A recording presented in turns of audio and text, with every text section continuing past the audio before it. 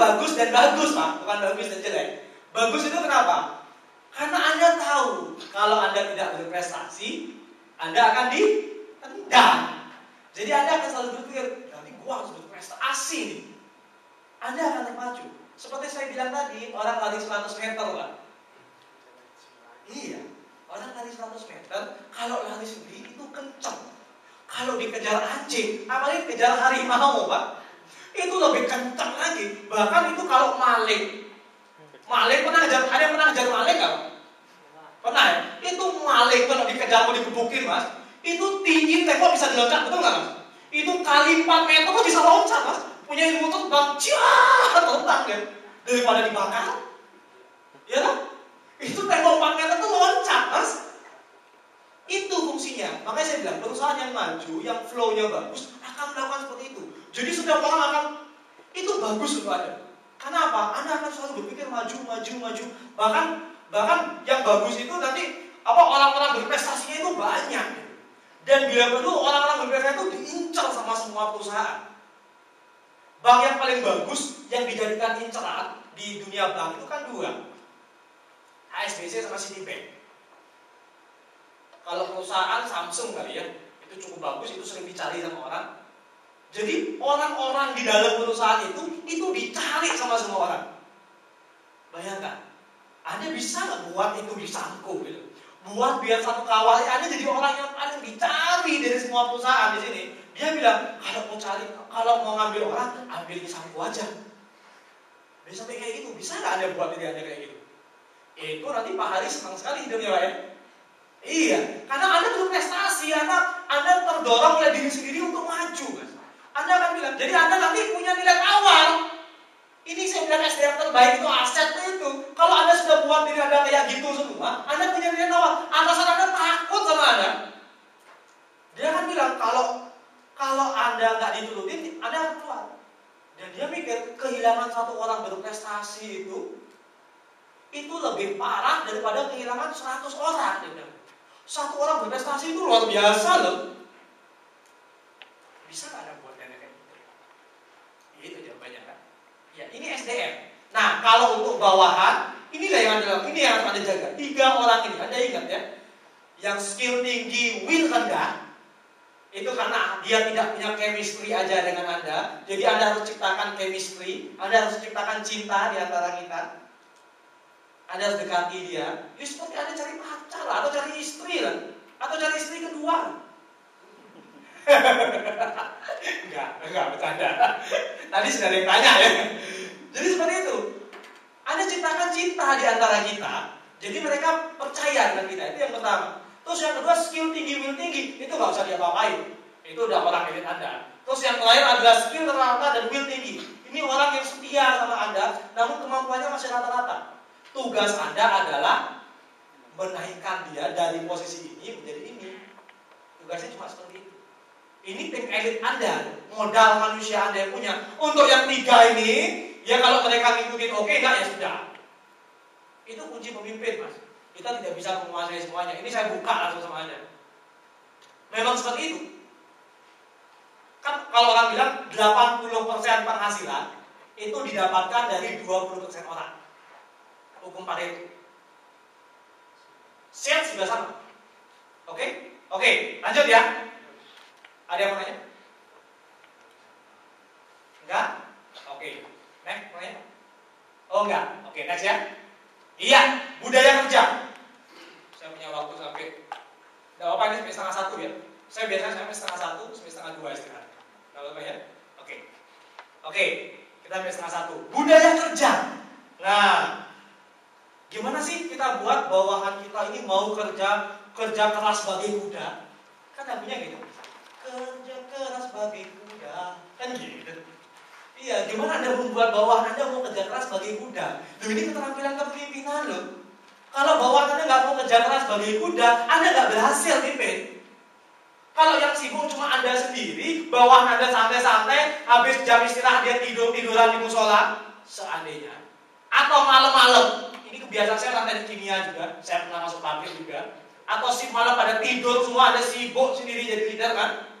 Iya. Ini berarti budaya kerjanya belum terbentuk. Bagaimana cara kita membentuk budaya kerja?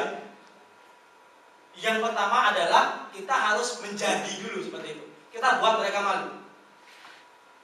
Kita buat mereka malu. Itu pasti. Terus kadang kita bilang, berarti kita kayak orang gila dong Pak. Semua orang tidur, kita kerja. Gak apa-apa. Nanti 1-2 orang akan ikut dengan Anda. Kalau saya pernah baca ini, saya pernah nonton filmnya Southwest Airlines itu, nama CEO-nya Gordon Bethune, Mas. Itu satu CEO paling hebat di Amerika saat ini, karena dia bisa membalikkan perusahaan penerbangan dari loss yang besar sekali jadi profit luar biasa. Jadi dari perusahaan yang paling tidak diinginkan untuk dinaiki oleh penumpang, jadi perusahaan yang paling diinginkan dinaiki oleh penumpang. Jadi dari paling tidak diinginkan, sampai orang bilang daripada kita naik Southwest Airlines, lebih baik naik bis di Amerika. Sampai jadi penerbangan yang paling diinginkan di Amerika. Caranya gimana? Kerjaannya itu tiap hari dia keliling. Dia membantu setiap orang. Bahkan setiap bulan dia merutinkan diri untuk bantu di orang yang angkat bagasi itu. Dia ikut. Iya, sejam aja. Dia ikut. Dia ikut seperti itu. Dia masuk ke counter kasir, dia sana, dia ikut melayani. Ketika kasirnya melayani, habis itu dia gini, oke, dia bilang, minggir. Kasir minggir, dia yang melayani. Dia tunjukkan pelayanan itu seperti apa. Bagaimana kita membuat pelanggan kita itu bahagia. Ketika ada anak kecil dia bilang, anak Anda ya? Iya, cantik sekali. Siapa anakmu sayang? Iya. Usia berapa? Saya juga punya cucu umur segini. Sampai cerita. Dia menunjukkan sama kasirnya ini loh cara kerja. Kalau Anda mau ciptakan budaya kerja atau corporate tadi, kalau cara budaya atau sesuatu yang baru, Anda harus menjadi seperti itu dulu. Nggak bisa kalau enggak. Anda harus jadi seperti itu dulu. Biar orang bilang, biar orang nggak bilang itu. Ngomongnya beda, kelakuannya beda. Iya, kan banyak yang kayak gitu kan. Itu nggak akan pernah jadi mimpin. Kalau atasan Anda seperti itu gimana? Biarin aja. Urusannya dia, bukan urusan kita. Kita lakukan yang terbaik.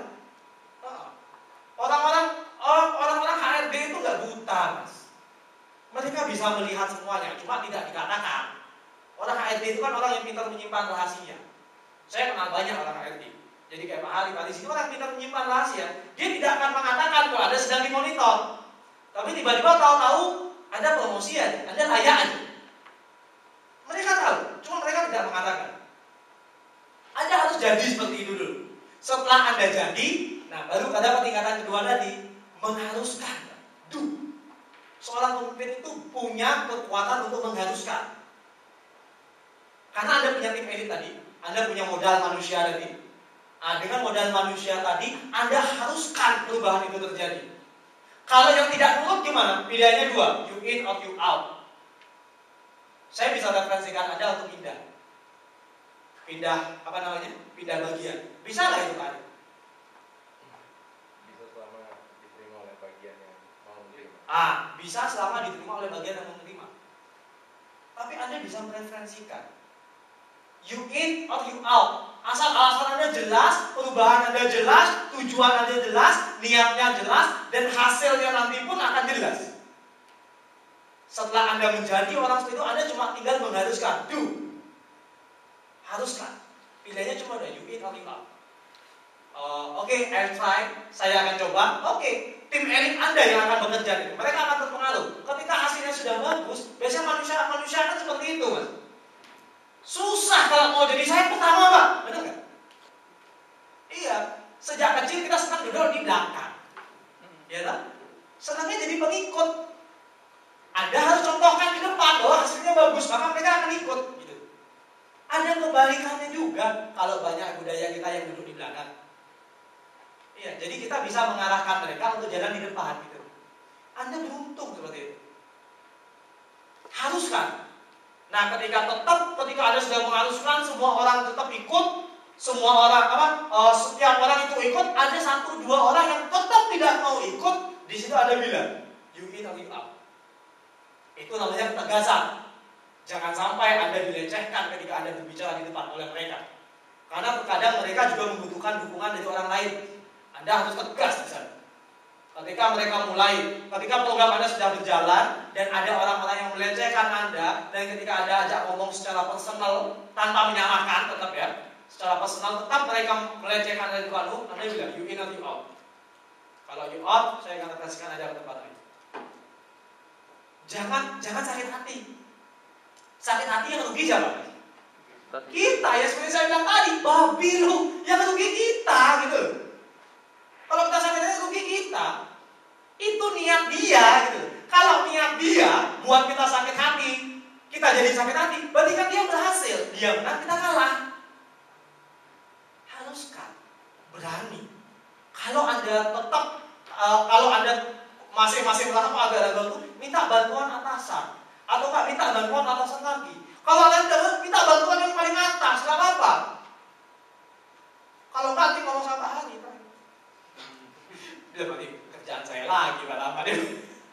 Nggak apa-apa. Ini harus dilakukan karena kebaikan itu harus dilakukan, Mas. Yang benar itu harus dilakukan. Karena kalau nggak perusahaannya nggak akan pernah bagus. Kalau setiap orang jam istirahat sukanya tidur-tiduran, ya, jam ini pengalaman pribadi, bukan saya, asisten saya. Pengalaman pribadi jam makan siang masih banyak yang santai-santai kayak gitu kan, tidak ada gini. Nah, kalau memang ada itu salah, Anda tegakkan. Iya. Jadi seperti itu. Atau kalau Anda tidak berani menegakkan, Anda bilang sama atasan Anda untuk menegakkan. Kalau atasan Anda bilang sama atasan Anda untuk menegakkan. Kalau nggak bisa, Anda bilang sama HRD untuk menegakkan. Terakhir, jangan semuanya ke HRD, nanti ngunyam juga urusannya. Jadi kasihan nanti saya disalahin sama Pak Halil, jadi botak juga saya bilang gitu nanti. Jadi seperti itu, Anda cuma tetap itu tetap Anda haruskan orang untuk melakukan itu. Nah, setelah Anda menjadi dan Anda mengharuskan, hasil itu akan dapat otomatis. Get itu akan otomatis. Asal Anda berani untuk melakukan itu, Anda berani aja melakukan itu. Jadi Anda akan mendapatkan. Oke? Ada pertanyaan? Lanjutnya. Ya. Terakhir, mind focus. Ya. Nah, seorang pemimpin fokusnya apa sih sebenarnya? Fokusnya di mana seorang pemimpin itu? Nah, Anda tahu nggak fokus itu seperti apa? Anda tahu nggak efek fokus itu seperti apa? Pernah kehilangan kunci? Ini yang selalu saya ceritakan. Ini fokus itu simpelnya seperti itu. Analoginya. Pernah kehilangan kunci? Pernah kehilangan pulpen? Yang sebenarnya pulpennya ada di kantong Anda sendiri. Terus Anda tanya sama semua orang, pulpen saya di mana ya? Atau kehilangan kuncinya sebenarnya ada di atas meja, terus Anda bilang, Ma, kuncinya di mana? Loh, Papa tahu di mana? Nah itu, kalau Papa tahu nggak mungkin tanya kan gitu. Kunci di mana ya? Kunci kok hilang? Ya padahal kunci di depan mata sini, Mas. Kunciku mana ya? Kok nggak ketemu? Padahal tidak. Katanya kuncinya di mana? Kelihatan kuncinya. Pernah kejadian kan? Terus kita oke, coba tenang dulu. Tenang, aduh santai dulu. Udahlah, tenang dulu. Ketemu, tiba-tiba ada kunci ketemu, tiba-tiba kuncinya nggak. Kok di sini kuncinya? Kok tadi nggak ngelihat? Pernah kejadian nggak? Percaya nggak akan ada itu? Kita coba ya. Iya, sekarang ini contoh simpel aja. Ini kemarin juga sudah saya lakukan sama pelatihan yang lain. Ini untuk mencontohkan kefokusan kita. Oke, sekarang saya minta Anda melihat sekeliling. Anda ingat semua barang-barang yang berwarna biru. Biru. Ingat, biru. Anda cek sekeliling sudah biru. Sudah semua biru. Apapun yang berwarna biru bebas. Entah itu barang atau bagian dari barang biru. Sudah? Oke. Tutup mata Anda. Tutup mata Anda. Ya. Anda bayangkan sekarang semua jenis barang yang berwarna biru. Semua yang Anda bisa lihat tadi. Sudah? Oke. Sekarang Anda buka mata Anda. Siapa yang mau jadi eksperimental pertama? Oke, sekarang tutup mata Anda, Mas. Ya. Kasih tahu saya semua barang yang berwarna hijau. Tutup matanya. Hijau. Yang hijau lampu saja. Mana hijau? Udah. Oh ya. Mana warna hijau. Gitu. Oke, udah ya. Siapa lagi yang mau? Mas, tutup mata, Mas. Semua barang berwarna